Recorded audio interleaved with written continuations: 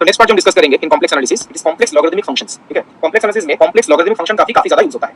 जैसे अगर आपको कोई बोले कि नेगेटिव नंबर का, नेगेटिव रियल नंबर का लॉग कैसे कैलकुलेट करते हैं, क्या होता है? अगर आपको पूछे नेगेटिव रियल नंबर का लॉग क्या होता है, तो आप उसका आंसर देते हैं कि नेगेटिव नंबर का लॉग तो डिफाइन ही नहीं होता। अगर आपको पूछे कि अगर x नेगेटिव है, नेगेटिव वैल्यूज के लिए लॉग कैसे कैलकुलेट करते हैं, तो आप क्या बोलेंगे कि लॉग जो है वो नेगेटिव वैल्यूज के लिए डिफाइन होता ही नहीं है।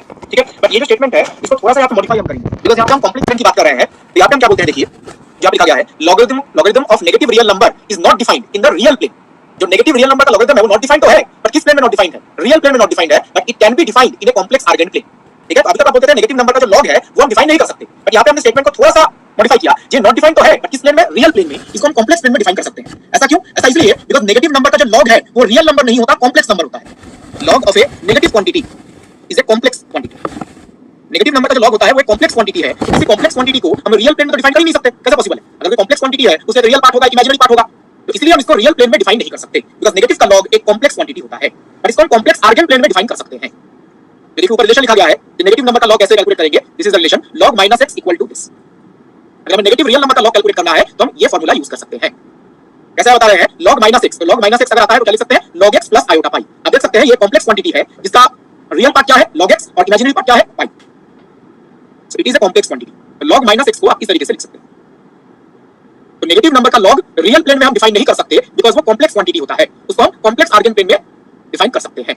अभी रिलेशन आया कैसे, ये भी काफी आसानी से हम समझ सकते हैं, बिकॉज़ ऑलरेडी हमने आर्गुमेंट, प्रिंसिपल आर्गुमेंट के बारे में पढ़ लिया है। कल हमने ऑयलर्स फार्मूला डिस्कस किया था।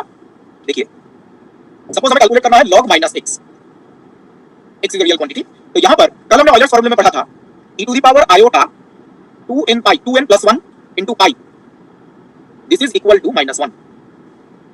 ठीक है, अब n का वैल्यू अगर आप रिप्लेस करते हैं, इसका मतलब ये ऑड मल्टीपल पाई है, इवन मल्टीपल पाई है, odd multiple e to the power iota pi, e to the power iota 3 pi, e to the power iota 5 pi, इन सब का वैल्यू कितना होता है? -1।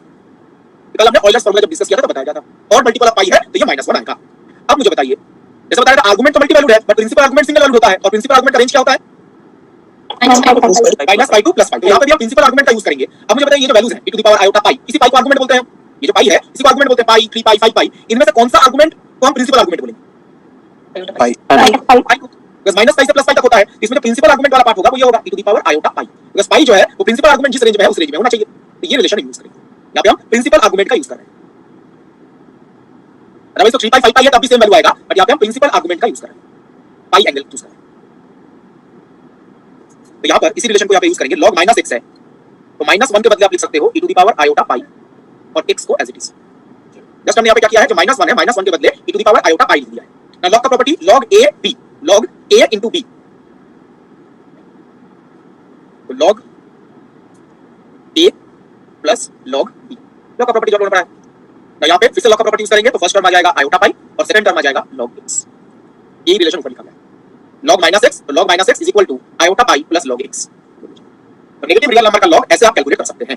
जैसे अगर आपको मैं एग्जांपल में लिख देता हूं, सपोज log -4 कैलकुलेट करना है।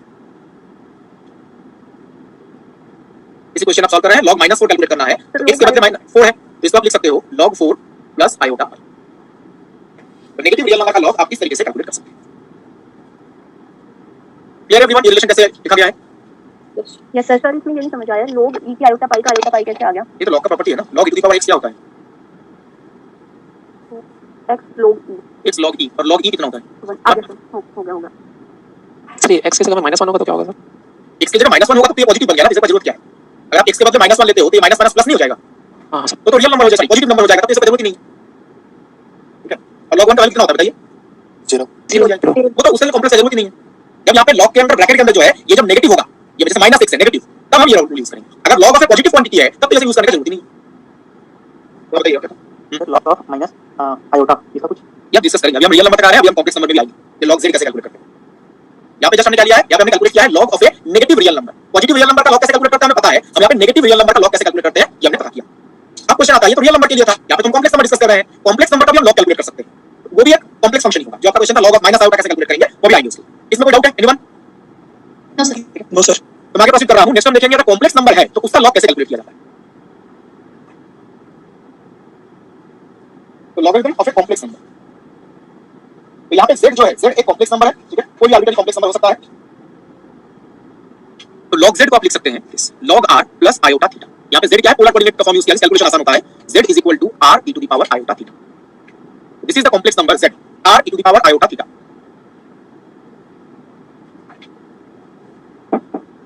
तो z अगर r e to the power iota theta है तो log z को आप ये लिख सकते हैं, ठीक है। ये सिंपल कैलकुलेशन तो वेरी सिंपल है, मतलब जैसे log का प्रॉपर्टी अभी हमने यूज किया। हां बताइए।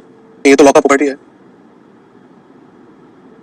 तो यहाँ पे हम z के बदले लिख सकते हैं r e to the power iota theta. फिर log का प्रॉपर्टी जैसे हमने प्रिंसिपल -x का log कैलकुलेट किया, similar type of calculation, log r plus log e to the power iota theta. तो अब देखिए आ जाएगा log r plus iota theta. तो कॉम्प्लेक्स नंबर का अगर log कैलकुलेट करना है तो हम इस तरीके से कैलकुलेट कर सकते हैं। और यहाँ पे आप नोटिस करो, जो इंपॉर्टेंट पार्ट है, यहाँ पे ये r क्या रिप्रेजेंट करता है, तो अल्टीमेटली आप r और थीटा कैलकुलेट करोगे। r क्या रिप्रेजेंट करता है, mod of z, और थीटा क्या रिप्रेजेंट करता है, आर्गुमेंट। आर्गुमेंट। और यहाँ पे हम कौन सा आर्गुमेंट लेंगे, प्रिंसिपल। जब आपको log of z कैलकुलेट करना है तो नॉर्मली प्रिंसिपल, जैसे हमने पिछले स्लाइड में देखा था, हमने प्रिंसिपल आर्गुमेंट चूज किया था, तो हम यहाँ पे प्रिंसिपल आर्गुमेंट लेंगे। प्रिंसिपल आर्गुमेंट को हम ऐसे कैपिटल ए से रिप्रेजेंट करते हैं। अब प्रिंसिपल आर्गुमेंट कैसे कैलकुलेट किया जाता है हमने डिस्कस किया already. For example on this,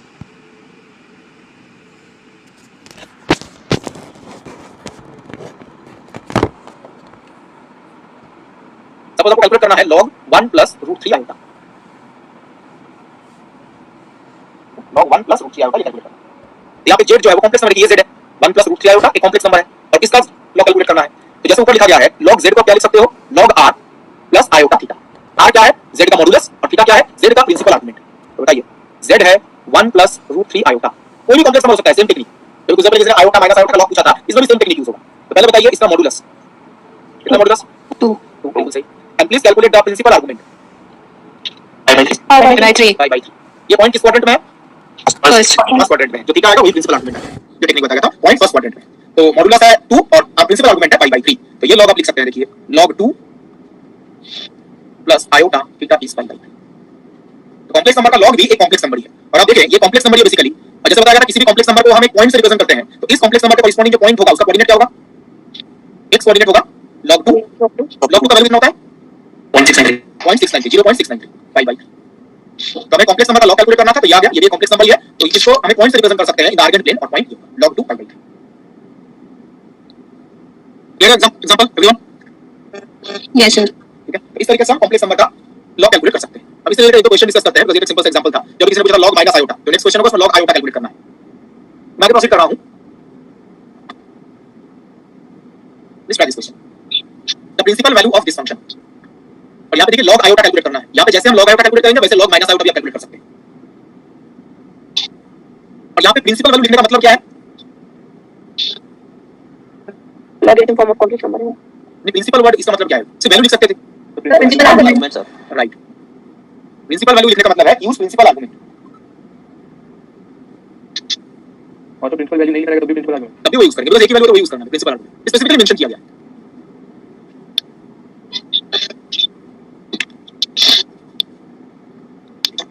solve it, please mute करके रखिए। तो हमें जो कैलकुलेट करना है उसमें पहले आपको log आयोटा कैलकुलेट करना पड़ेगा, log आयोटा, फिर उसको उसमें रिप्लेस करेंगे। यहाँ पे z के बदले क्या है, z के बदले है minus iota, z is iota.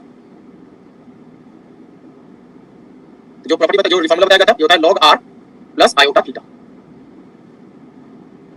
तो चेक करके देखिए r कितना है, r होता है z का मॉडुलस 1, बिल्कुल सही, और थीटा होता है argument pi bye 4, pi by 2 है। अब यहाँ पे आपको डाउट हो सकता है, जो आयोटा है, देखिए पाई बाय 2 का आंसर है। आयोटा जो है वो किस क्वाड्रेंट में है, ये आयोटा कहां पर है, y first quadrant, y axis के ऊपर है। तो आयोटा जो है वो y एक्सिस के ऊपर है, मतलब वो फर्स्ट और सेकंड क्वाड्रेंट का बाउंड्री पे है ना। Yes sir. तो आयोटा जो है वो y एक्सिस के ऊपर है, y एक्सिस मतलब वहां पे वो फर्स्ट और सेकंड क्वाड्रेंट का बाउंड्री पे है। तो आप कोई भी रूल अप्लाई कर सकते हो, फर्स्ट क्वाड्रेंट वाला भी यूज कर सकते हो, सेकंड क्वाड्रेंट वाला भी यूज कर सकते हो, दोनों से सेम आंसर आएगा। ठीक है, तो आयोटा जो है वो फर्स्ट और सेकंड क्वाड्रेंट के बाउंड्री पे है, तो फर्स्ट क्वाड्रेंट का रूल यूज कर लो या सेकंड क्वाड्रेंट का रूल यूज कर लो, दोनों में सेम ही आंसर आएगा पाई बाय 2। तो यहां पे हम इसको लिख सकते हैं log 1 0 होता है plus iota theta is pi by 2। तो बेसिकली ये होगा आयोटा पाई बाय 2। log 1 तो 0 होता है, ये कैलकुलेट कर लिया। अब इसको रिप्लेस कर दीजिए, क्या है log 1 plus iota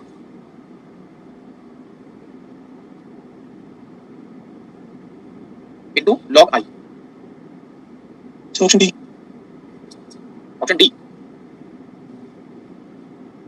second option करें, सेकंड ऑप्शन बोलो, सेकंड ऑप्शन करें। तो 1 plus iota, log iota calculate किया हमने, आयोटा पाई बाय 2, तो इसको रिप्लेस करते हैं, तो ये आ जाएगा log माइनस पाई बाय 2, ये रियल पार्ट आएगा, plus iota pi by 2, simple multiplication. तो ये भी एक कॉम्प्लेक्स नंबर है, इसका log कैलकुलेट कीजिए, सिमिलर टेक्निक।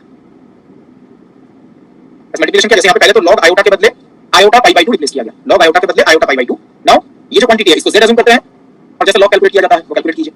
ये माइनस 5/2 कहाँ से आया? आयोटा स्क्वायर तो -1 होता है ना, मल्टीप्लाई तो कीजिए 1 प्लस आयोटा करके मल्टीप्लाई तो कीजिए, आयोटा आयोटा आयोटा स्क्वायर तो -5/2 नहीं आ जाएगा। Just check it, log pi/√2 plus iota 3 pi/4, second option.